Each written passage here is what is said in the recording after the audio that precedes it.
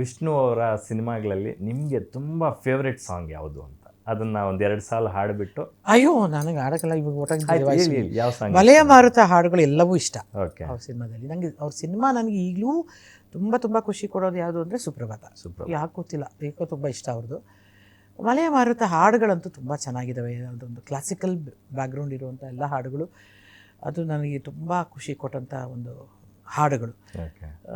ಅದು ಬಿಟ್ಟರೆ ಅಯ್ಯೋ ಎಷ್ಟೊಂದಿದ್ದಾವೆ, 101 ನೆನಪು, ಎದೆ ಆಳದಿಂದ, ಅವ್ರು ನೋಡಿದಾಗಲೇ ಅನಿಸುತ್ತೆ ಅಲ್ವಾ. ಆ ಸಾಂಗ್ಗಳು, ಬಣ್ಣ ಸಾಂಗ್ಗಳು ಎಲ್ಲವೂ ಒಂಥರ. ಚಾಮುಂಡಿ ತಾಯಿ ಆಣೆ ನಾನೆಂದು ನಿಮ್ಮವನು, ಇನ್ನೆಲ್ಲ ಭೂಮಿ ಬಣ್ಣದ ಬುಗುರಿ, ಆ ಹಾಡುಗಳು ಅಯ್ಯೋ ಯಾವ್ದು ಬೇಕು ಅಲ್ಲ ಲಕ್ಷ್ಮಿ ಹೇಳ್ತಾನೆ ಇರ್ಬೋದು. ಯಜಮಾನ ಎಂಥ ಸಾಂಗ್ಸ್, ಅಯ್ಯೋಯ್ಯೋ ಸೂಪರ್. ಇವತ್ತು ನಾವು ಅಭಿನಯ ಭಾರ್ಗವ್ ಅವ್ರ ಬಗ್ಗೆ ಮಾತಾಡೋದಕ್ಕೆ ಕೂತಿದ್ದೀವಿ. ಬಟ್ ನಿಮ್ದೊಂದು ಒಳ್ಳೆ ಸಂದರ್ಶನ ಮಾಡಬೇಕಂತ ನಂಗೆ ಬಹುದಿನಗಳ ಆಸೆ. ಇದೇ ಥರ ಯಾವಾಗಾದರೂ ಕೂತು ನಿಮ್ಮ ಸಂದರ್ಶನವನ್ನು ನಾನು ಮಾಡ್ತೀನಿ. ನನಗೆ ಇನ್ನೊಂದ್ಸರಿ ನೀವು ಸಮಯ ಕೊಡಬೇಕು. ಇನ್ನೇನಾದರೂ ಸಾಧನೆ ಮಾಡಿ ಬರ್ತೀನಿ, ಆವಾಗ ಮಾಡೋಣ. ಈಗಲೇ ಇವರ ಇನ್ಸ್ಪಿರೇಷನ್ ಫಾರ್ ಮೆನಿ. ಅಲ್ಲಲ್ಲ, ಆದ್ರೂ ಏನಾದರೂ ಒಂದು ಮಾಡಬೇಕಲ್ವೇನೋ, ತುಡಿತಾ ಇದೆ. ಇನ್ನು ಏನು ಮಾಡ್ಬೇಕಂತಿದೆ? ತುಂಬ ಒಳ್ಳೊಳ್ಳೆ ಪಾತ್ರಗಳು ಮಾಡಬೇಕು ಅಂತಿದೆ, ತುಂಬ ಒಳ್ಳೊಳ್ಳೆ ಕೆಲಸಗಳು ಮಾಡಬೇಕು ಅಂತಿದೆ. ಒಂಥರ ಜನ ಗುರುತಿಸ್ಕೊಳ್ಳುವಂಥ ಇನ್ನೂ ಹೆಚ್ಚು ಕೆಲಸಗಳನ್ನು ಮಾಡಬೇಕು ಅಂತ ಆಸೆ ಇದೆ.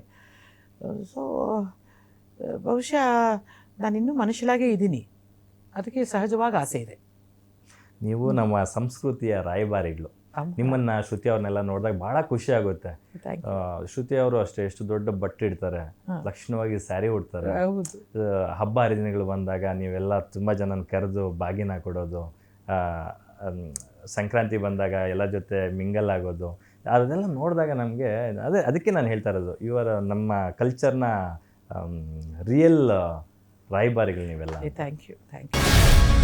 ಗ್ಯಾರಂಟಿ ನ್ಯೂಸ್, ಸುದ್ದಿ ಖಚಿತ, ನ್ಯಾಯ ನಿಶ್ಚಿತ.